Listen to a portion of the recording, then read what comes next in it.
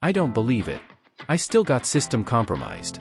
Even repair SVC host does not work. I don't want to reinstall Windows as I already did that. Then I remember I could just reset Windows.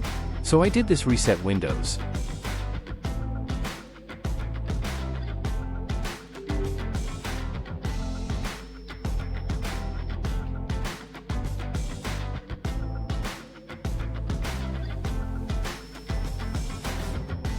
Right after reset Windows, I quickly enable memory scan integration.